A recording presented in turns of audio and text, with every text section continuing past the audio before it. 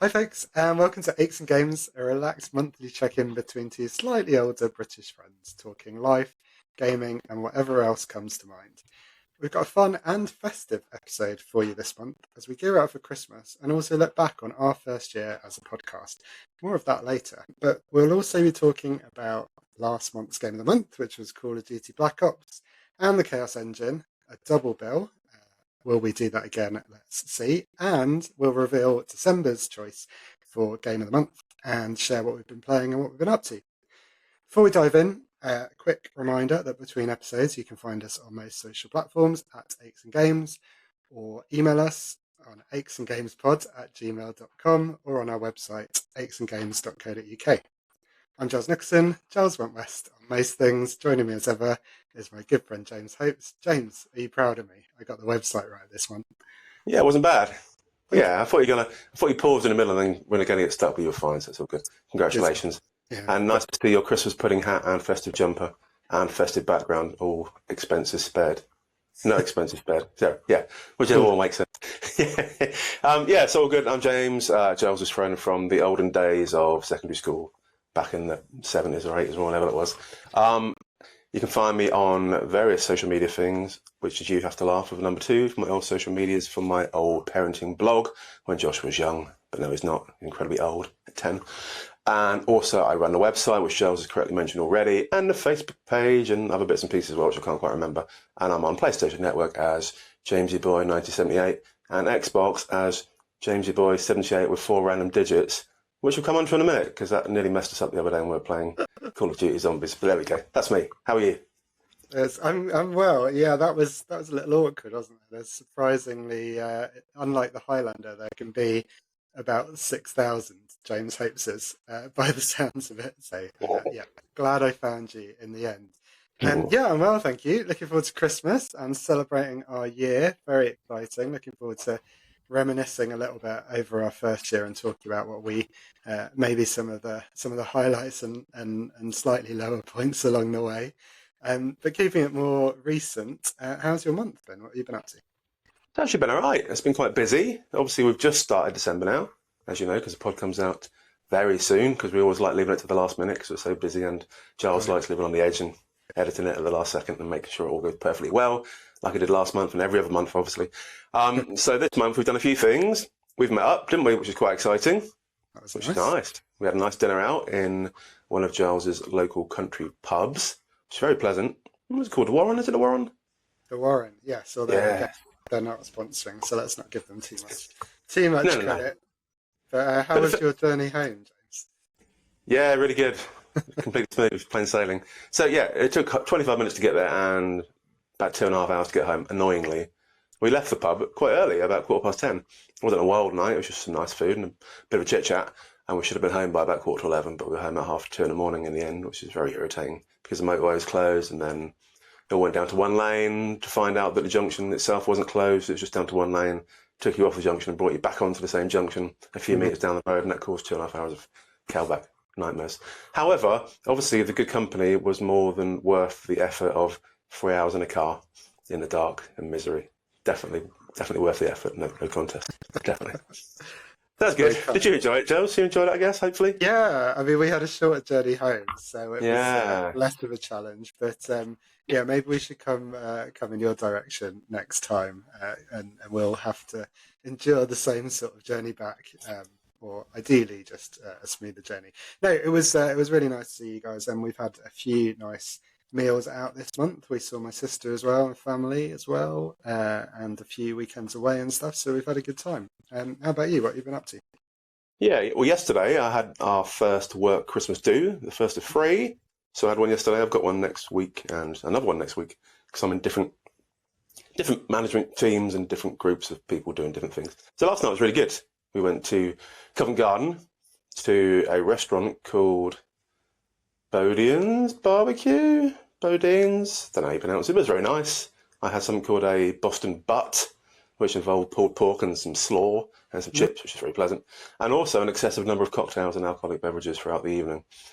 So it didn't work out that well in terms of yesterday. I was on an early shift, so I got up at 4:30 in the morning, did my 10 hours of work, got home, got dressed, raced back into London, and then didn't get home again until 4:45 this morning, so it was a very long day, sort of 24 and a bit hours of action throughout the day. But there we go. I'm still take it. I'm only 45. I'm not at death's door just yet, hopefully, although I felt like I was on the train home last night. So that was very good. Nice people, good company, bit of dancing, bit of boogieing. Like I said, various alcoholic beverages, including a peanut butter shot, which I didn't know was a peanut butter shot. And for those who know me will know that peanuts kill me, although they haven't as yet, obviously, because I'm still alive. But I'm allergic to peanuts, and I'm meant to carry an EpiPen, but I'm very lazy and don't. So when my friend told me after drinking the peanut butter shot that it was a peanut butter shot, how was it? I was like, oh, yeah. Not ideal, but obviously it contains no sites of peanuts. Anything else is just flavouring. It didn't taste anything like a peanut and didn't kill me because I'm still here, as you can see. So yeah, apart from that, all very good. But presumably you're now like super strong like the Hulk, because what doesn't kill you is supposed to make you stronger, no? Yeah, maybe when I'm stressed, I'll turn into a peanut now. Who knows? Anything's possible. But he just brought... I think I misheard you there, James, but otherwise I agree with you. I've been one of them a long time ago. So yeah, he just brought a tray around with 15 of these beverages on it, which looked like Baileys to me. And I thought, I'll neck that. And I was like, oh, peanut butter, eh? So I won't be doing that again, but there we go. But apart from that, really good night. We've also done a few things this month. We had Joshua in his performance at school. They performed Porridge, which, if you've not heard of it, it's not the Ronnie Barker prison series, because that would be very strange for a school play. It was it's like a nursery rhyme, nursery story type combination where the Papa Bear from the Three Bears fame turns out to be a crime lord. So there's lots of suitcases of cash and lots of japes. And Joshua was Simple Simon. So it was a fairly decent role. He had like 30 odd lines and he nailed them all and came across very well. So yeah, it's nice for him. He enjoys performing, bizarrely, because I don't, even though we're recording a podcast and I write a lot of stuff on the internet, but I don't like being in the limelight particularly. But Joshua seems to love it. So yeah, I think he wants to do drama and glee and musical theatre and everything else when he goes to secondary school. So yeah, really good fun that was. Anything else for you, G? Yeah, we had a couple of weekends away. So Hannah's birthday tour continues. So we went down to New Forest to see one of her friends, which was excellent. Actually, they live in a gorgeous little village called Sway, and we had lots of activities planned for us. So, well, she had a busy weekend. I got to stay in the B&B for the morning and catch up on some Xbox via my ROG allies. That was good. And then we did some stuff together in the afternoon and evening. So that was really nice. And then we also went down to Devon for a kind of lights thing. Not Christmas lights, but a bit more subtle than some of the light trails that come out, which are also good. But down in Salcombe, and went down with Hannah's mum and dad and spent the weekend down there. So that was really good. Apart from that, it's been a odd month because as of recording today, I finished my current job. So I had quite an epic last few weeks trying to get stuff tidied up. So that's nearly all done, but it's done enough and not my problem anymore. So that's also good. Gave it a good effort, can walk out with my head held high saying at least I tried, which is really all that I was going for, I think. And then, yeah, my uncle's also been in hospital this month, so some family stuff as well. So I will have some time off over the next few weeks. And I had all these wonderful things planned, including playing some games. But I should get some of that in. But yeah, I'm gonna need to help out there. So a mixed month, some really lovely things, including obviously dinner with ourselves. Most importantly, yeah, some grown-up stuff too. So, yeah, you always have a good career plan, don't you? You always tend to finish a job and then have a month off and then start another one, and every few years you do the same thing. So it's a good time of year to do it, having Christmas off and then having a bit of a relax before you go back in January, wouldn't it? Yeah, start properly in January. So yes, I love this time of year. And I should have said, James, you're also looking very festive with a lovely Christmas hat for anyone who's not listening, and a Christmas shirt, I think, with very festive shirt with all kinds of funky stuff on it. It does feel a bit weird though, because I've got been on wearing my Christmas hat. I've got a ball dangling in my face, which is slightly off-putting. So it's like having hair again, sort of brushing it to the side every now and again, which is quite slightly off-putting. Anyway, last bit for us is obviously I am worth it. Blimey, yes. The other big thing, obviously, is my mum has now moved into the annex, which regular listeners might remember, I've mentioned it before, that we've been doing a small building project for the last 7 months of hell. But now it's pretty much complete. So my mum moved in last week. The carpets were laid last Tuesday. Still a tiny little bit of decoration to do, but it's pretty much all done. The bed arrives tomorrow. So my mum's been using the old bed, but tomorrow she gets a brand new bed, which is exciting. And annoyingly, the wardrobe, which we had delivered, we unpacked it, carried it upstairs, and had a massive great big crack in the middle of it. So then we have since had to carry it all the way back downstairs again. I'm waiting for the company to take it away on a tent and bring us a new one, hopefully crackless, because cracks are not good in wardrobes. So there we go. So apart from that, my mum's in. We've got a new patio, we've got a new path. The roof doesn't leak. They've taken the portaloo away, which is nice, and they've taken the skip away just in time for Christmas. So if anyone comes around to our Christmas party, they won't look like we're on a building site. It looks like we're on a house that's nearly finished, surrounded by the remnants of a building site. But yeah, so that's good. So lots of excitement there. I think anyone who's been through building work, and we only had a couple of months of it, but yeah, it's been a bit of an epic. I know we've mentioned it a lot on the podcast. Nice to move on from that for you guys, and hopefully, yeah, you'll enjoy the new setup. It sounds like it. Can't wait to see it ourselves. Yes. Have you go for it? No, I was going, and hopefully you will if you make it back in time for your busy social schedule. Yeah, we're being very cultured. We're well, I'll talk about that next one. mustn't run out of material. Anything you've been watching or reading or doing other than that you wanted to cover? I never read, Giles. I can read, in case you're concerned. I never do it. Sarah's a good reader, but I probably since school I've not read a book. Considering I did English literature for one of my A levels, which involved reading lots of books and writing about them in a critical way, I've never read a book since, bizarrely. And considering I like writing stuff, I don't read.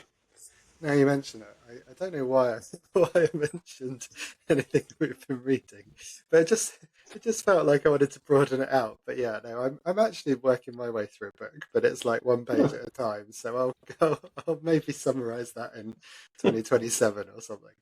In our 2-year anniversary episode, I've been watching some things there, Giles, which we're going to come to next. Watching is much more my style. Even though I don't watch much TV, to be fair. When Sarah's away, I don't even turn on the TV. But when she's here, we like watching our little dramas and soaps and stuff. So Married at First Sight finished. We always like it when it finishes because it drags on for like 35 episodes, and by the time you got to the end of it, you hate everyone. They're all awful people, and you don't really care how any of them got on. And then it finishes, and you're like, great, it's finished. And then you frantically Google afterwards to see if any of the couples are still together, and none of them ever are, and it's a complete waste of 3 months of our life. But there we go. We're sure we'll do the same thing next year, having said we'll never watch that awful programme again. We also finally finished watching My Mum, Your Dad, which, as I mentioned before, is a nice feel-good. Davina McCall, hopefully she's doing well after an operation. Nice thing about kids putting their parents or remaining parent forward to meet someone because they've not been with anyone for a while. So they pair up a mum and a dad so far, hence the name My Mum, Your Dad. And that was a bit more nice because at the end of that one, I think 1 or 2 couples did stay together. And obviously at that age, it generally lasts a bit longer because it's quite pleasant and they can hug and talk about reading books and stuff, whatever old people do. So that was good. And we got back into Below Deck, the sailing yacht version. There's lots of different versions of Below Deck, which I've talked about before. But the sailing yacht one involves a yacht that can sail, as you could probably predict. So episode 1 was fun because the engine broke and they couldn't leave the dock. So that was very entertaining. But it's been good. It's a series we've watched for many years now, and it's the same cast on the sailing yacht one each year in part. So always good to see how that's developed from last time. But that's it for the watching stuff, apart from watching Joshua's play. We also went to another retirement do. That was another night out. It's been busy. Not enough time to watch stuff or play games, for that matter. Well, that might help us stick closer to time today. But let's see how we go. Yeah, we've not seen that much either, but we have been watching Masters of the Air, which is a show on Apple TV Plus. Although our latest free subscription, because I don't think we paid for it once, and we've had it for about 2 years on and off. Worth hunting out those free codes if you are interested. But Master of the Air is it's a companion piece to Band of Brothers in the Pacific. If you saw either of those, So produced by Tom Hanks and Steven Spielberg. It's World War II. Masters of the Air, as the name may suggest, is focused on an airborne division, particularly a bombing division during World War II, a US bombing division. So it's really good. I mean, it's obviously hard work, and I've just realised, having talked about A Small Light last time or the time before, we seem to be stuck in a kind of wartime miserable TV watching, but it is a really good watch. It's huge production values. I don't know how much they spent on it and how few people are watching, but it's a very interesting story with some real life accounts, and then they sort of build some fiction around that. So recommend that. Although, yeah, we've got a couple of episodes left to watch and now no subscription. So no doubt I'll dig out another free one and manage to catch it up. Very annoying. That's it really on TV side, just the usual bits and pieces. But we have been to the cinema. I've been to the cinema twice. So a intriguing double bill they would make, but I did see them separately. We went to see Paddington in Peru, so Paddington 3, which wasn't as good as the first two. I think that's the thing to get out of the way. But it lost some of its charm. I think some of the charm of Paddington is seeing him in London and the sort of contrast, or the dealing with all the sort of eccentricities and manners stuff of British life. Whereas this was more of a kind of adventure set in Peru. Obviously, he was off, and the family were off to try and find Aunt Lucy.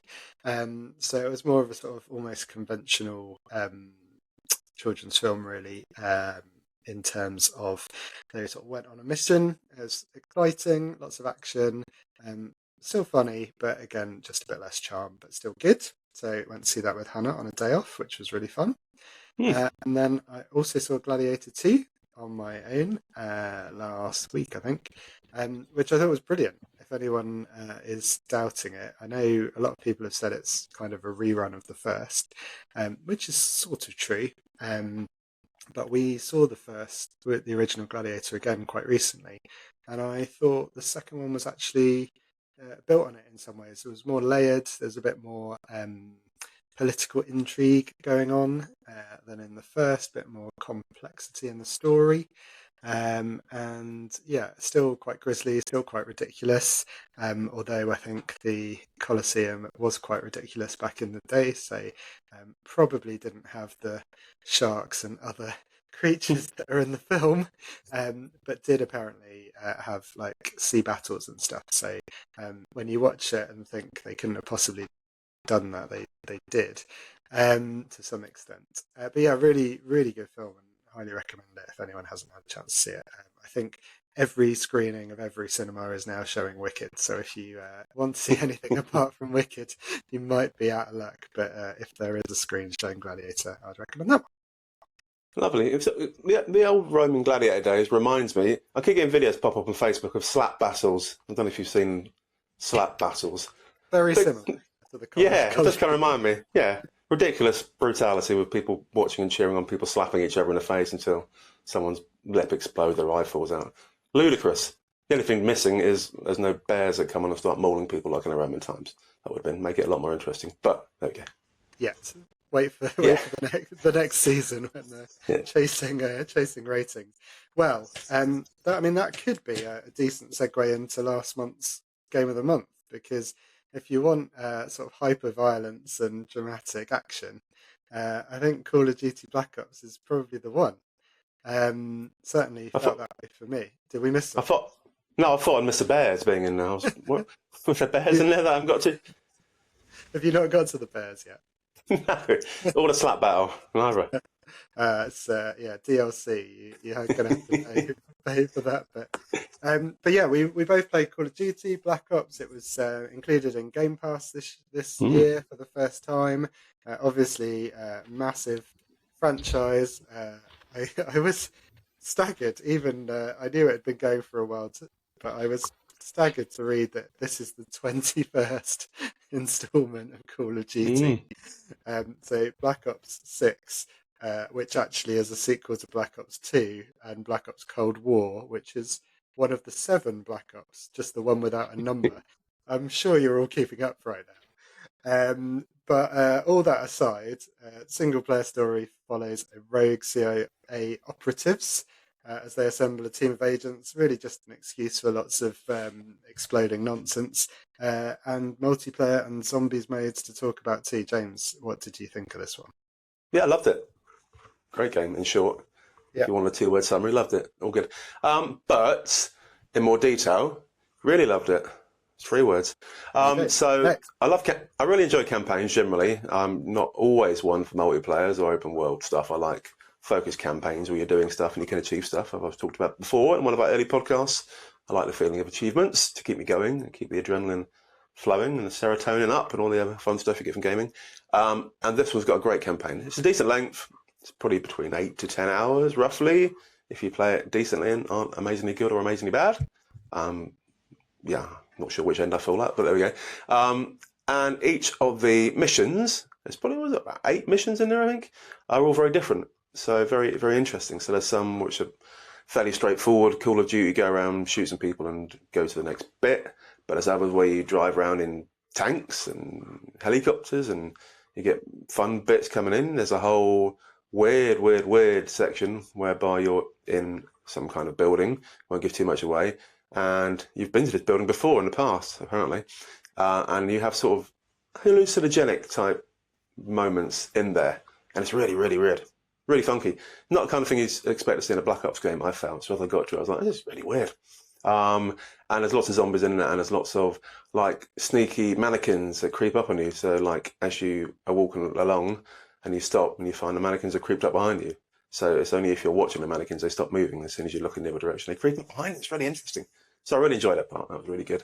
And there's a later part of the game. Again, I won't tell you who the character is, but there's some interrogation type mission, and that's really weird as well. There's sort of you kind of drug them to get some information out of them, and it sort of splits their psyche in two, and they're sort of battling between the good parts of them and the bad parts of them, and you go through lots of memories from their past to see how they turn into what they turned into. Fascinating game. So I'm really loving it. Yeah, good action, good variety, good length, not ridiculously difficult, but again, not too easy.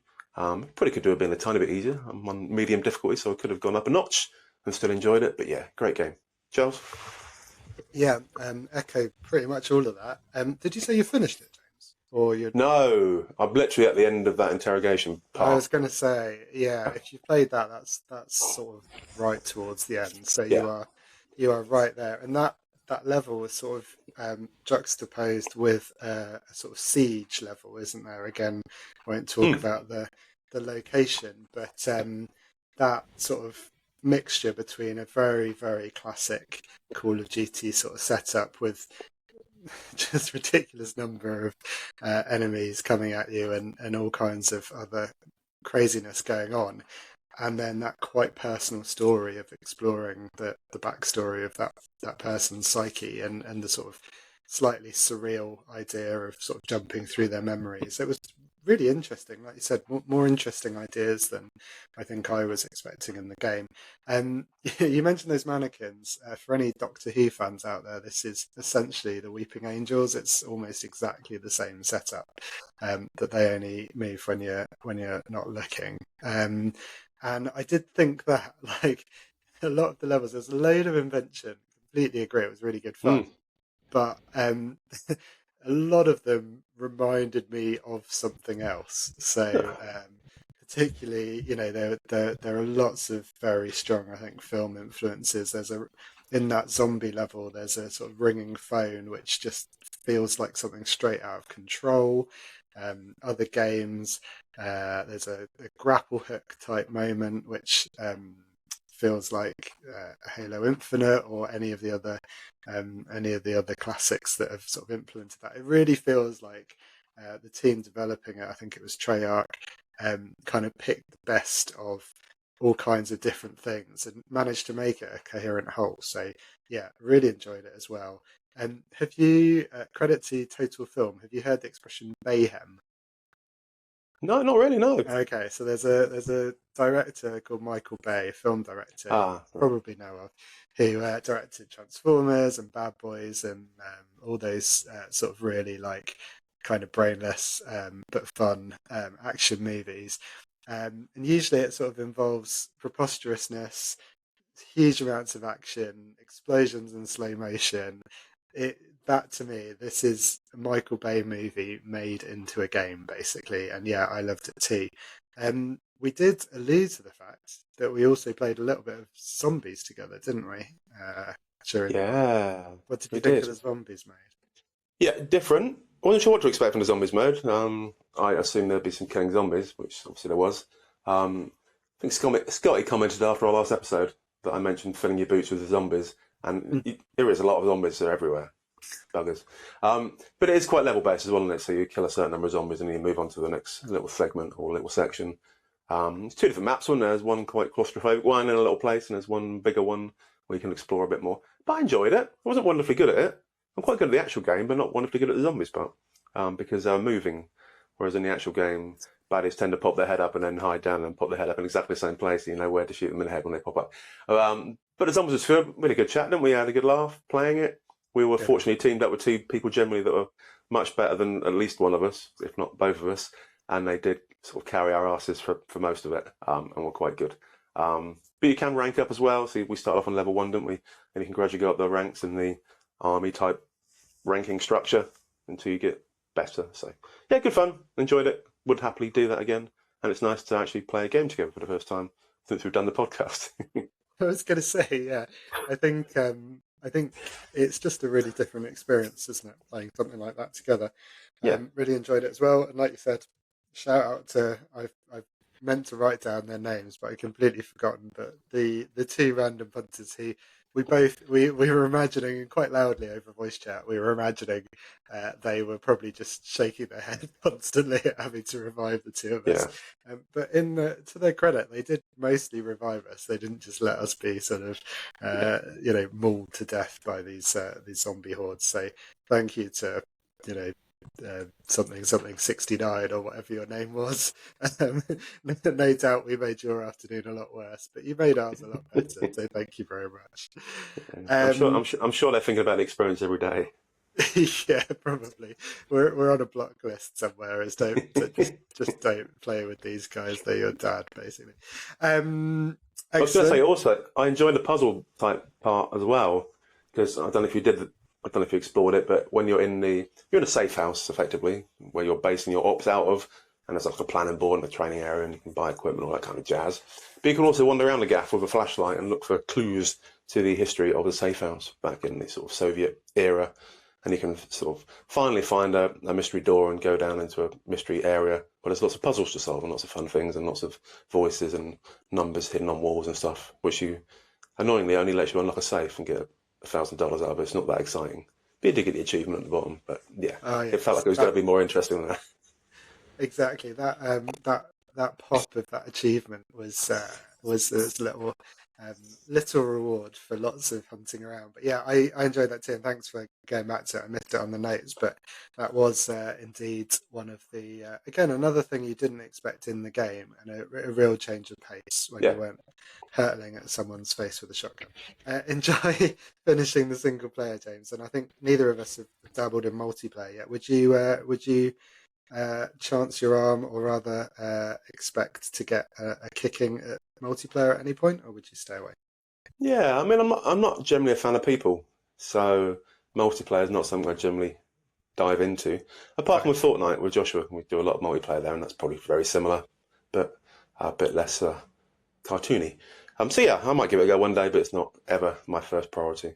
I hate sandbox modes generally, and I hate multiplayer generally. I love campaigns and being on my own in a dark basement with no one else around.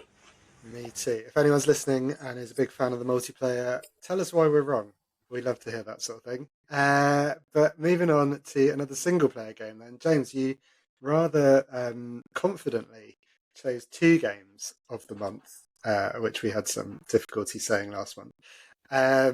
So we had another game of the month to get through, and that was the Chaos Engine. Do you wanna describe that one, or I can take you? Yeah, so you didn't describe the first one bizarrely, Charles. You had a whole script laid out about Call of Duty Black Ops 6. You never mentioned any of it, I don't think. Did you? Did you? Yeah, you just weren't listening. It's fine.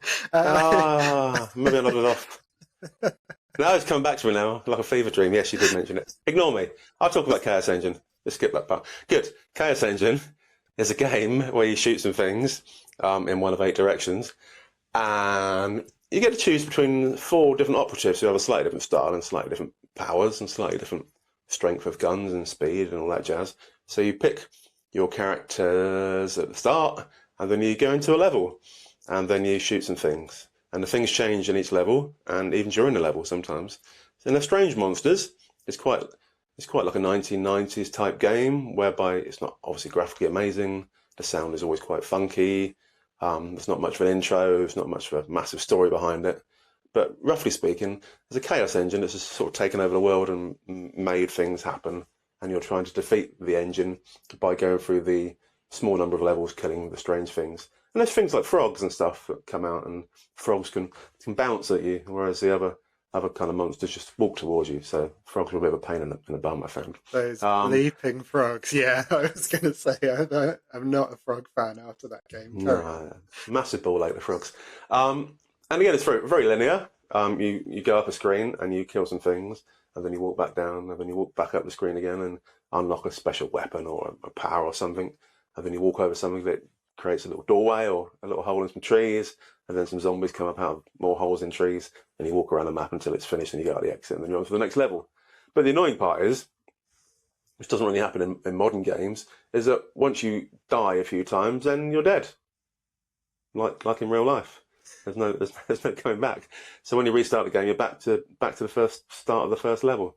So I think it's really hard, like most games from the 80s/90s, to finish a game, because unless you're really, really, really good or have an incredible amount of patience or love playing exactly the same thing over and over again for an hours on end trying to get better at it, then you're never going to see the end. So you see half the game, and that's it really. So that was a bit disappointing, I think. These days it'd be nice if they could have an updated version with a save point. Heaven forbid. Well, interestingly though, what's the game? The one where you make a software company, Game Dev Tycoon. In that one, save points only come some way into the game, so potentially save points are a fairly modern feature that didn't exist at the time. Who knows? I'm being kind to the developers. But yeah, it's a good game. It's fun. I got further each time in the many, many times I played it, but I didn't enjoy it enough to spend all my days annoyingly bashing my controller at it to get to the end.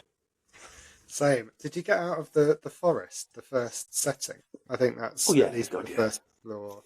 Well, I didn't. So that was why I asked. I when you said you have to be good, very patient, or something else, I was like, yep, nope. So I just played the same opening bits over and over again, and felt very much like, at least some of the times I died, that it was really not my fault, and it was just the game being unfair. Like trying to go up some stairs and shoot someone. You could not shoot up the stairs, even though the bullet looks like it goes up the stairs, and they can happily just walk down the stairs and kill you. So, I didn't get very far at all, despite actually playing it a fair bit. But I definitely recognise how you describe it. I was going to say, I think that the strengths for me, number one, in a couple of pages of text, they managed to get across that story, as kind of ridiculous as it is, about the Chaos Engine and creating all these kind of mutants or whatever it's doing, and changing the world around you. So that was pretty good, not least because it had an absolutely banging soundtrack, which I'm not sure I can get away with saying, but I'm going to anyway. It was a sort of, I guess is it chiptune or whatever it is, that sort of very, very old style, created by a synthesizer type music. But oh my God, I love that song. I could listen to that over and over, which is good because I did, as well as the death screen. And the best thing about it for me, and just about those games in general, again, sort of enjoying a few of them through Antstream, was that I actually started playing it first because I was waiting for a 40 gig update to download the Call of Duty. And I thought, well, screw it, I'm just going to start that. And it starts straight away, no update, very straightforward. Like you said, no nonsense, such as useful things like save states or anything like that. Although there's a sort of password save system, which I couldn't even work out how to do. But yeah, no updates, very straightforward, fewer buttons, locked camera, so probably a bit more accessible in terms of people being able to pick up and play it, but also, yeah, being able to fire in one of 8 directions when someone's just off that straight up or vertically up angle and you can't shoot at them, that's quite annoying. And like you said, permadeath. At least that, as you said, is more realistic. So that was the only thing I would add to that. And I enjoyed when you said, just like in real life, you just go back to the start and have to play all over again. If that's the Hopefully. case, and I have my memories, then I'm going to do it so much better. So that's quite reassuring. I like It'd be awesome, wouldn't it, coming back? Who knows? it. Would. We'll find out one day, or we won't. One of the two. Indeed. So an interesting game. We picked 2 games, or I picked 2 games to. It's like a compare and contrast between a modern shooty type game and an old type shooty type game. And my hypothesis was that the old game was going to be a lot more difficult than the new game. And bizarrely, the old game was a lot more difficult than the new game because Giles has finished a new game and I've nearly finished it, and we've got absolutely nowhere at all with the old game, not even past the first section in Giles' case. So again, a lot more easy to get into. There's no controls to learn really. You just walk in 8 directions and shoot some things. There's no big plot twist. There's no storyline. There's no special abilities. There's no helicopters to ride or tanks to shoot people, or no brain-altering drugs to induce into people. It's just fine. You just walk around, shoot some things, and carry on. Good to spend 5 minutes at. Probably not the kind of game you'd get into for like hours on end, but good to spend 10 minutes here and there so you can do better than last time. And yeah, fun, but in a very different way. And it reminisced me. It reminded me of my past. And on Nth Stream, you can choose between the Amiga version or the something else version, Mega Drive version. Oh, I didn't even spot that. Yeah, 2 options. Same game, same story, but different graphics, and it feels different, weirdly. Oh, cool. So so try the other one. You might do better at it. I'm not sure that's going to save me, but I'll give it a go and I'll report back. Excellent. Have you been playing anything more modern recently as well? Yes. Continue to play Fortnite. We talked about last time that we were just on the eve of a big live event, ready to launch a remix season, which included Snoop Dogg and Eminem and Ice Spice, who I'd never heard of before, and Juice WRLD, who I've never heard of before, but he's already dead. So I probably won't be hearing much from him for a while. But it's very good. The initial live show that opened it was Ice Spice and Snoop Dogg performing in Times Square in a big podium with lots of people watching. That was really good fun. Me and Sarah loved that one. It's on for about 20 minutes, proper live show, and he performed well for Snoop, as he always does. So it's good. Bit of nostalgia, bit of, again, reminiscence. Obviously, Joshua had never heard of him before, so it was a bit of a different experience for him. But now he's keen because he's seen him in a game in graphical form. And then the season was quite fun because there was different types of weapons, and there was special locations where Snoop hung out. So the main centre location was Snoop's dog pound, and you go in there and you can kill Snoop, and then he joins your team and has his own special gun. And Eminem's got his own mum's spaghetti diner, so you could go there and kill him, and he joins your team. So good fun. Fortnite's always good fun.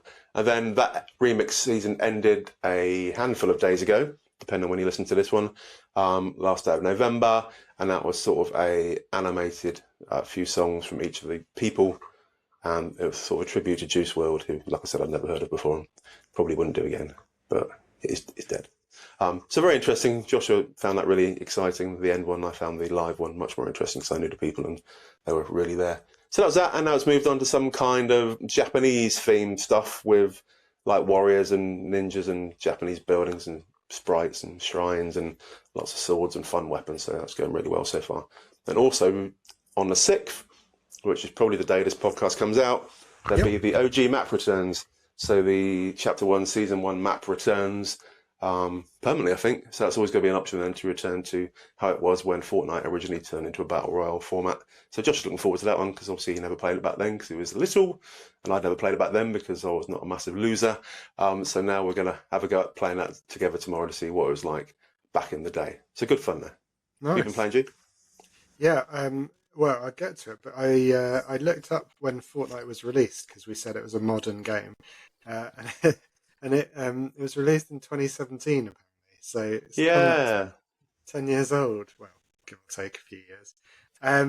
So crazy that it's still going, still evolving, and yeah, it'd be interesting to go back to the early days once it pivoted. Yeah, and obviously it's a completely different theory as well because obviously you don't pay for the game; it's always free, but you pay for battle passes and pay to get skins and stuff. sort of there's enough people that pay for stuff to keep it going. There must be a massive investment every few weeks, completely changing the entire map and every character and all the weapons and everything. So there must be a constant battle for new content and new licenses to make stuff interesting. So fascinating. It's different from every other game in that respect. Whole different world. Yeah, mine. I was much more traditional game. Dead Space. We talked about it last month. I finished that off, the remake. Ended up really enjoying it. I think we talked about the challenge and getting frustrated originally. I loved it in the end. It did take ages. Took ages to finish the last fight. Had stayed on sort of medium. Um, I guess out of stubbornness and a kind of sunk cost fallacy. By the time I got that far, I was like, that achievement for completing on medium difficulty with one battle to go felt like, oh, I really should. And I did, which was good. Nice. Interesting to think, though, would I have rated it? I think it's going to be in my running for Game of the Year. Oh, wow. Really, really enjoyed it. But would I have enjoyed it marginally more or marginally less at a lower difficulty? And I genuinely can't decide if I would have added a point or taken a point away. Because by the time I did finally defeat that final bleep, it was very satisfying. I may have even had a little fist pump into the air at the time, and then looked around to make sure no one could see me and made sure I didn't mention it on a podcast. Oh crap. But really enjoyed that, and yeah, finished that one off, which was nice because as we've discussed, I think at the start of the year, I do, once I've started a story-based game, I do struggle to sort of walk away from it without knowing how it finishes. And Dead Space was worth that effort in the end. That was another of mine. Have you got any more, James, before I grab it on? Yeah, Horizon Zero Dawn. That's the correct one, Nice. isn't it? Yeah. Mm. The remastered version that came out on PS5. We talked about last month, coming out on PS5 and PC. And I'd never played a PS4 version, so I was fresh to it, which is a nice way to do it. And graphically, it's obviously stunning, as you would expect for a remastered PS5 game. The scenery is great, the locations are great, the characters superbly animated, obviously, and all the monsters that machines that you fight and destroy throughout the game are great fun as well. So I'm only like 4 hours into that one, but I'm really enjoying it so far. It's something that I've wanted to play for a long time, never quite got around to. But when a remaster came out, it was only £10 to upgrade from the PS4 version. So I got the PS4 version for cheap on eBay a while ago, but never got around to playing it. So I just upgraded it for tenner and gave it a go. And yeah, probably one of my more favourite games now. Like I said, it's good story, great graphics, good controls, nice bit of variation. Half open world, but still with a very strong mission theme from the middle. So you can do other bits on the way around, collect some things, do some side quests and stuff, but a nice strong theme in the middle. And it starts off really interestingly. It's a little girl, a baby that gets given to someone and they're kind of outcasts, and she is certainly an outcast at the start, and then she falls down a hole and finds some old equipment and technology, puts a funky little Bluetooth earpiece in her ear and can start seeing monsters and stuff. So great fun. Obviously I'm very short into it, so I don't know how it's going to progress, but I'm interested to find out. I'm certainly interested enough to continue playing the game, so awesome. And I know you've completed already, haven't you, a while ago? Yeah, The original? yeah. I played the PS4 version. Possibly, I might have even played it on PS5 backwards compatible. But yeah, played it a few years ago. I enjoyed it. My hesitation with it was it felt some of the missions felt very prescriptive. They have a very visible like waypoint mechanism where it sort of Hmm. shows you where to go. And Yeah, I felt like a lot of the sort of investigate this, I was just literally like following an arrow and kind of true. pressing a button when it told me to press a button and stuff like that. But yeah, it's an intriguing story. I really enjoyed the story and the sort of essentially hunting kind of gameplay, isn't it? You're sort of trying to take down Yeah, these mechanical versions of sort of quasi kind of dinosaurs or animals. Was really, really satisfying, very heavily bow based and sort of explosive versions of that bow. And that was really satisfying, kind of sneaking around, finding weak points. The battles were just the right level for me of challenging, but very satisfying when you kind of took one down, but especially some of the bigger enemies that you'll come across or have come across already.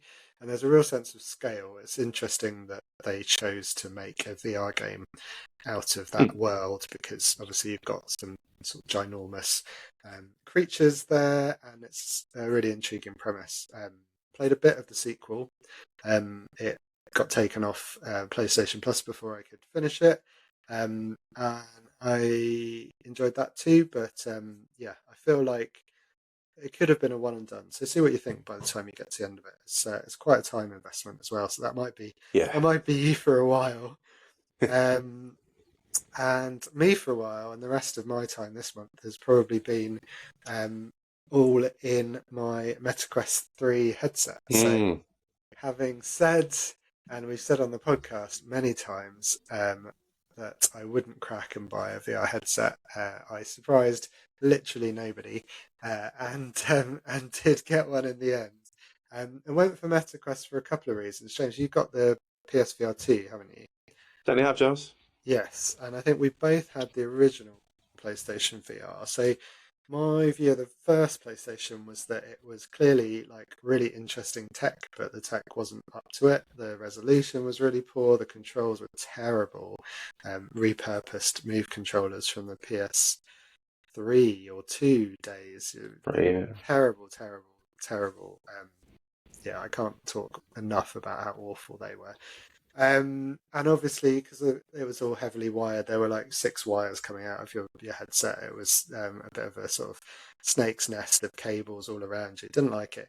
And when PSVR 2 came out, it felt like the answer to a lot of those issues, maybe wires notwithstanding. But I felt like I couldn't quite see the use case for me. And so when the MetaQuest headset, the MetaQuest 3, came out, I still didn't feel it quite had tick the boxes, but some of the things that have happened to it recently have changed my mind, including that you can now plug in any HDMI input with some adapters and jiggery pokery. So you could have your Xbox or PlayStation, for example, and use it as a display. You could use a Blu-ray player or a DVD player and use it as a home cinema. And I actually had an very old, really early tech from Sony, not PlayStation, but the general brand. I had a sort of personal headset thing that I watched films on about 7 years ago or something for a while, which was really cool. So that was appealing. And also that the MetaQuest headset has cameras on the outside, and therefore there's augmented reality as well as virtual reality. So that's where you can see your surroundings, and they overlay some virtual elements on top of it. So I've been playing around with that basically, and experimenting mostly with demos. There's currently Batman Arkham Shadow is included in any purchase, which was the other reason for going for it, because I really wanted to play another Arkham game. Love this trilogy. So that is on the list, but I own it, so I don't have to rush to it. Whereas you get a 3-month subscription to their little subscription service when you buy it as well. So I'm playing my way through some things that I've got free access to for a couple of months, and just having a blast. I'll talk in a bit more detail maybe another time, because we've got a lot to cover today. But I feel like, especially because it's untethered, there's nothing else to plug into, there's no wires. The downside of that is definitely battery life. That's limited. But it genuinely to me feels like you are in another world. And whether that's conducting an orchestra as a maestro, or Beat Saber, or being a spy and I expect you to die, or all kinds of things that I've tried out over the last few weeks. It's genuinely transformative. I'm loving it anyway. It's really fun, and I'm looking forward to trying to share it with friends and family, say over Christmas. So I will no doubt be raving about that in the future. I'm genuinely excited about it, Giles, which is quite cool. Yeah, it's been really good. I'm really glad at the moment Hannah hasn't sort of walked in on me while I've been using it, because obviously you can't see around you, and no doubt I look like a complete tit. But I was describing to her conducting an orchestra, and I gave her some of the actions that I was doing, and she just seemingly she had the time of her life. So I think if anyone could watch me with that headset on, I would be a lot more embarrassed. But it's great fun in the privacy of your own home. Yeah, well, I'm aiming to get the adapter for Christmas, hopefully, so I can use my Mm, PSVR 2 on the PC as discussed before. I've got the right graphics card for it and everything else. So yeah, hopefully I can give that a go sometime after Christmas and see how that fares. Obviously, thousands more virtual reality games than they've got on the PSVR 2 anyway, so that'd be good. So we should have a compare and contrast in the new year. yeah, sounds fun. Let's do it. Um, right, we actually don't think we decided on a game of the month for December, despite the note saying November. But I Yeah, gave a couple of ideas. Did anything jump out at you that we should go for? yeah. I kind of decided because I wrote it down on my piece of paper, but then Okay. forgot that we hadn't actually agreed on it. But yeah, I was saying that to be Indiana Jones in a Great Circle because we were looking forward to that for ages, didn't we? We previewed it a couple of times in various podcasts in the past. It looks awesome in all the previews, so we'll definitely give that one a good go, I think. And hopefully you've got some kind of synopsis written down, or if not, I can blag one and make one up, whichever way Oh, you prefer. no, I have no synopsis written down, but I do have Ah, a few things in my head which are worth sharing. I think I'll not share everything in my head. No one wants to hear that. no. But the one thing I was going to flag is that by the time this episode goes live, I think reviews will be live, because they are the embargo breaks at 4 p.m. Pacific time today, the 5th, which I believe is midnight UK time. So it'll be up and we'll know how good it is by that point. The previews, however, have been spectacular, I think, for this game. Yeah, Really talking about how it is essentially the film that you kind of wish they made after The Last Crusade rather than the other two, which we don't tend to talk about. And I think it's set, isn't it, between Raiders of the Lost Ark, i.e., the second in the timeline, and Last Crusade. So it's a young indie with Harrison Ford's likeness and a really good sound-alike impression from Troy Baker. yeah. But do you have any story description, James, or Not we massively. You're kind of trying can... to thwart, because thwart's always a good word, a group that are trying to exploit slash harness the power of the Great Circle, which, if you look on a map, it's like a collection of mysterious archaeological sites around the world that, when you draw around them, it looks like a great circle. I kept calling it Giant Circle when we first talked about it months ago, but it's Great Circle. And I kept reflecting on what an awful name it was at the time. I still think it's an awful name. It's very Well, underwhelming, but it's, there we yeah. go. Grey and Giant, both awful in terms of the circle. So yeah, you go around different locations, including Rome and Egypt and Thailand and lots of different places where they have these mysterious sites, and you're doing your best to fight the baddies at each of those places to stop them connecting the giant circular dots to take over the world and stuff. And like I said, it's an original storyline, which is always fun. It's always nice when they take an old thing and instead of making a new movie, they make a new game out of it. Because obviously, gaming is just as popular as movies, and sometimes you get a lot better games and you do movies, and sometimes movies are based on games, sometimes games are based on movies. But this one is kind of a bit both.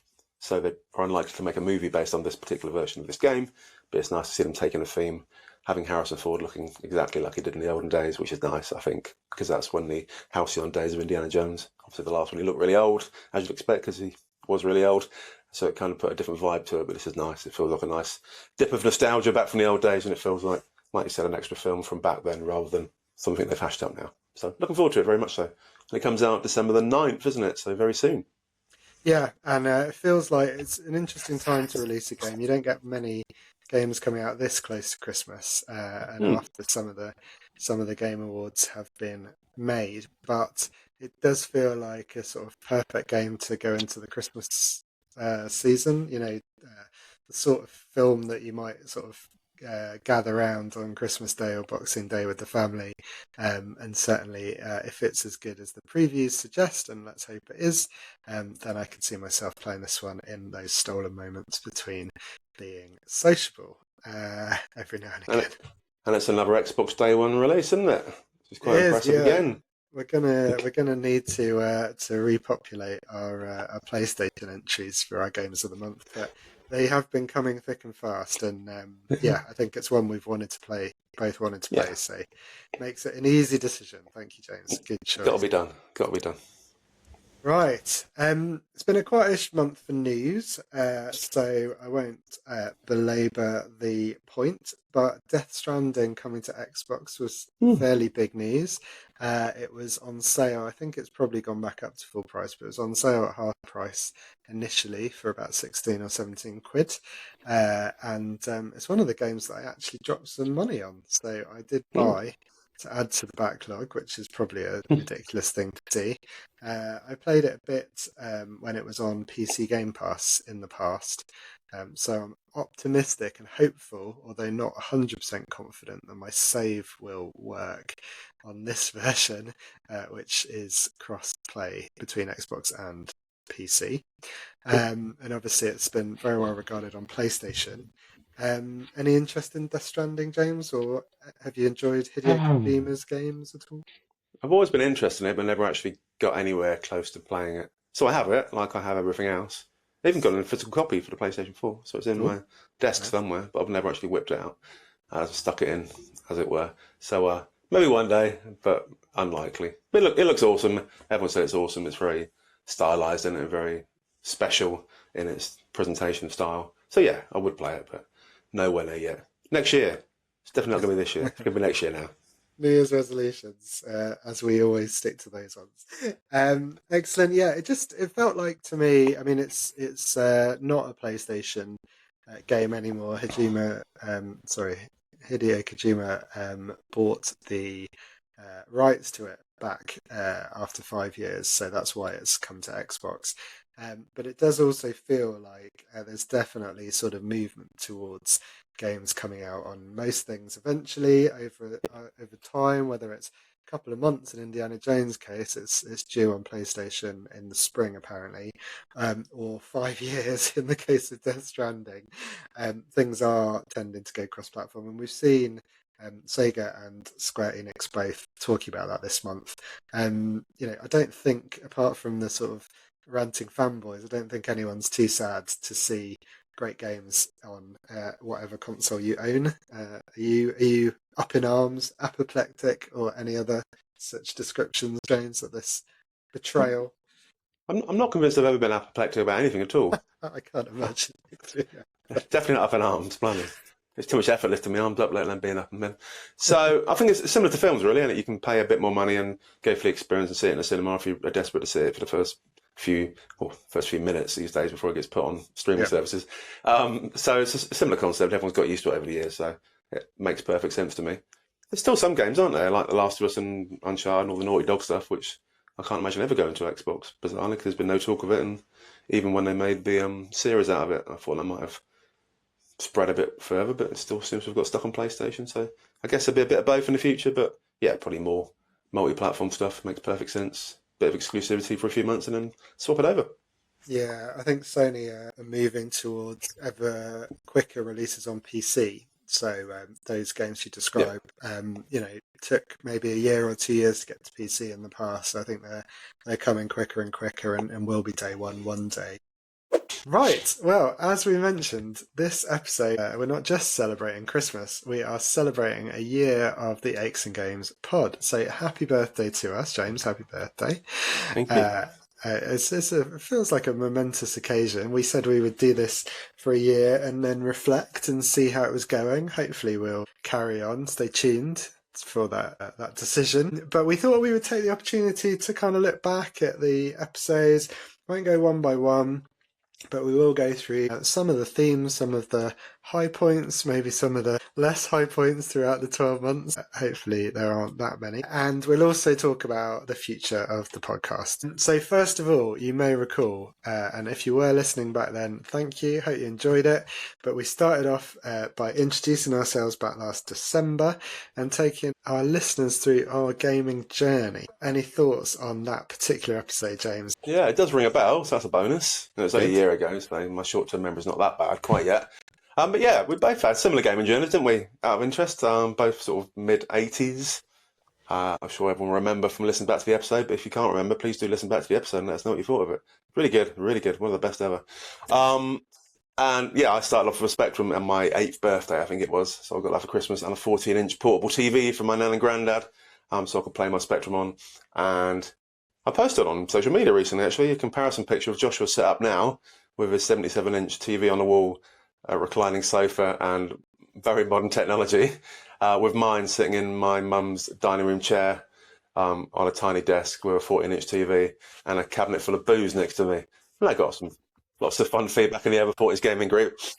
So it's fascinating how much has all changed since we started gaming. And back then, like we just talked about with the Chaos Engine, games are very different now, very short, very hard, and you never really ever finished any, and I've still never finished any of the olden games that I played, even when I've gone back to them now. Got nowhere near them at all. So yeah, we've been doing this for 40-odd years. Almost feels like we've been doing a podcast for 40-odd years some days, but we haven't. It's just been a year. But yeah, back then, the only downside was we had awful audio, didn't we, for the first few episodes, and certainly for that fourth one, it felt like we were talking to each other using a piece of string and some cups.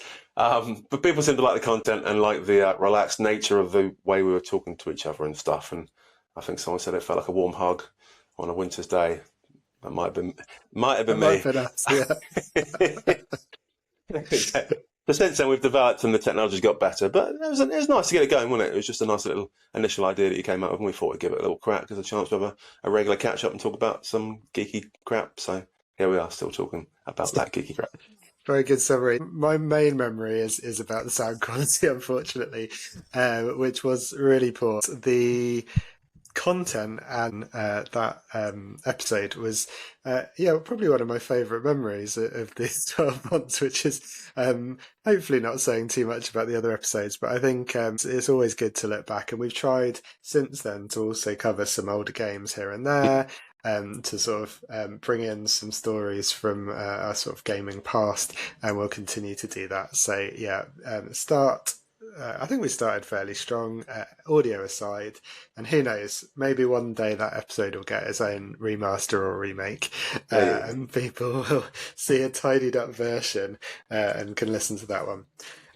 So then in January did our what may well become an annual Game of the Year awards, which so we were looking back, I think, at games that we'd played during 2023 rather than things that had come out necessarily, because we, as we talk about, we tend to play things a bit after the event in the sales and on the subscriptions. So yeah, again, January's episode, we also talked about gaming resolutions. I don't know if you remember yours, James, for this year. Maybe we can look back next month and see how we did.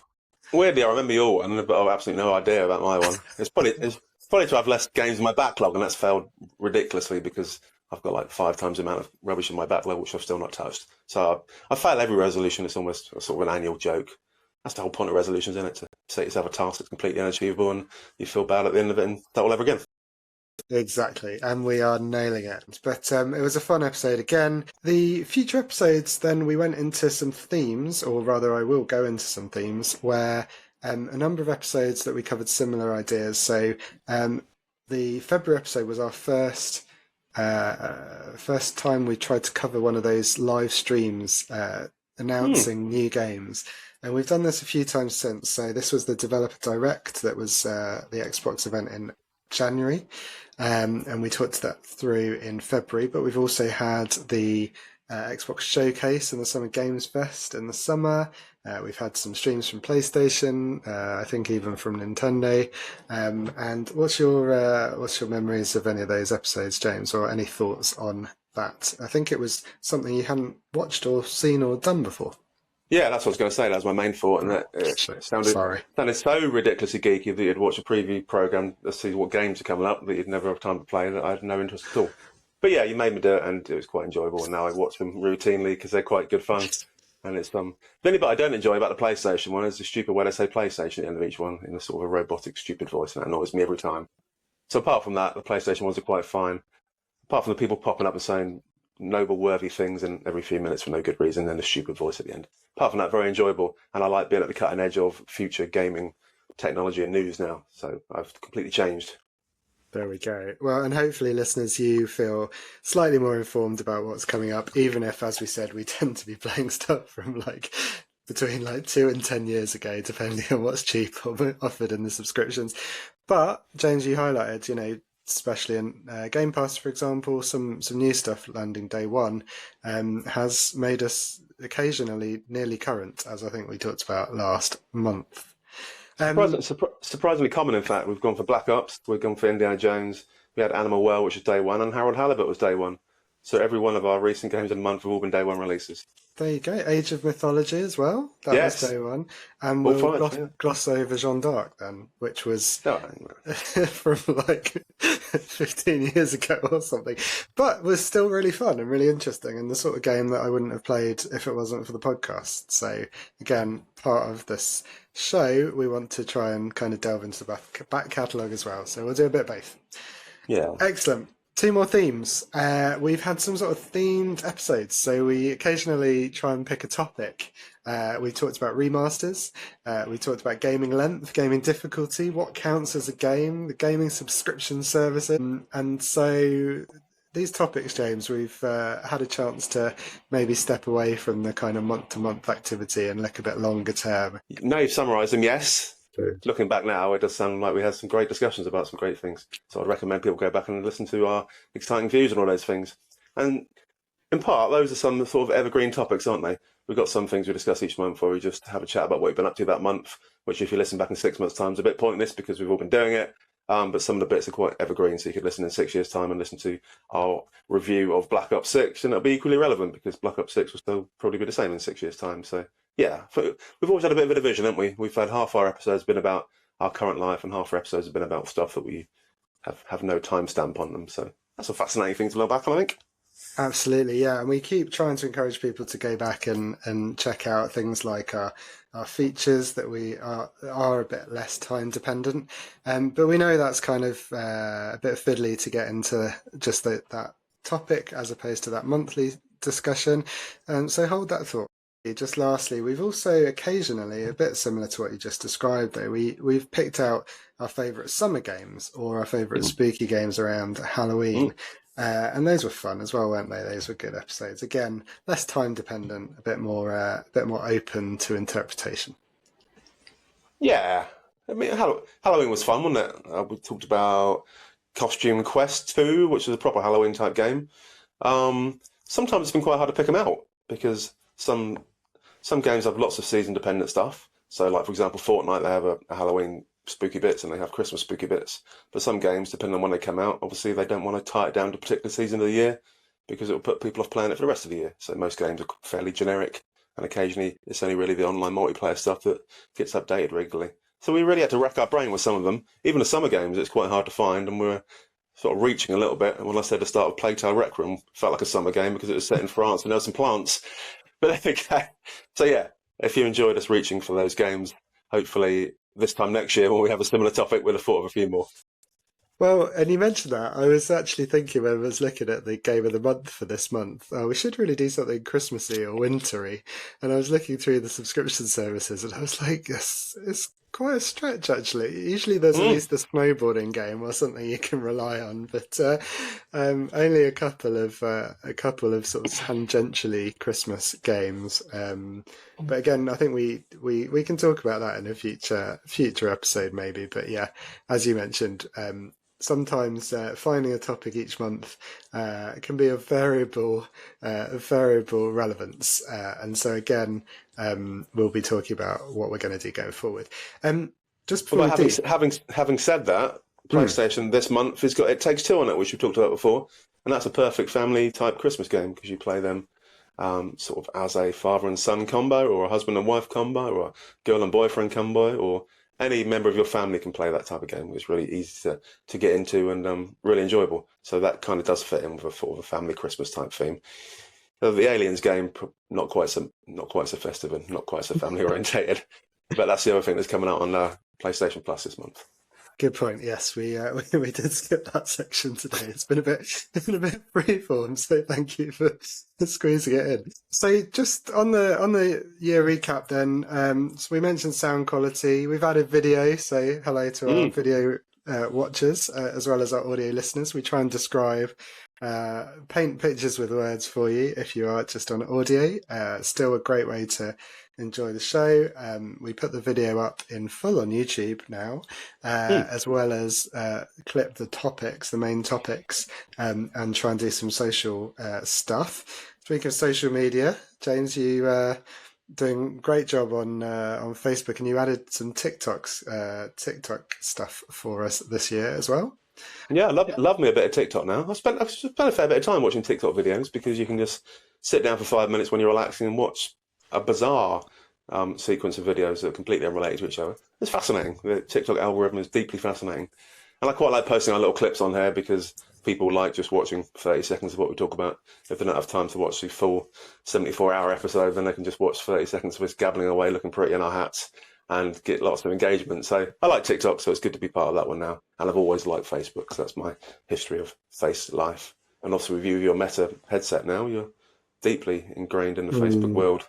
Yeah, that was one of the cons, but you don't have to connect to your Facebook account now, so that's good. I don't get recommendations for people I want to spend time with in a virtual world. As you said, the answer is usually no one. Yeah. Cool. You added the website as well, so another shout out for akesandgames.co.uk. Yeah, I've always liked websites. I've always had websites over the years. I like setting stuff up. I always get bored once I've set them up, but I love setting stuff up. That's just the way my brain works.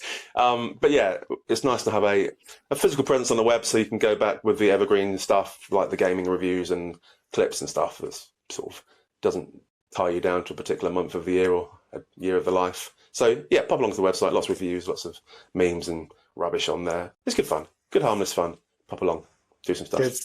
Good stuff. So listeners, that was our highlights. Let us know what yours are. If you have been listening since the start, thank you very much. If you're a recent listener, just joined us, then thank you as well. We do recommend checking out some of the previous episodes, but we really welcome new listeners as well. And I guess it's probably time to talk about the future, James. Should we answer that question? Is the podcast continuing? This could be awkward if you say no. Yes. Yeah, why not? Go for it. Let's do it. So another year. 4 more years in a movie. No, that's something else. One more year. One more year.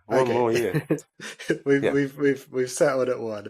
We'll decide again in a year's time. But yeah, we are going to make some changes, folks. So just want to quickly explain what we're going to do differently, why we're doing it, and how you will hopefully benefit from those changes. So basically, as you may have noticed, and today is a great example because I think we're at an hour and a quarter once we do a little bit of trimming from our waffle at the start.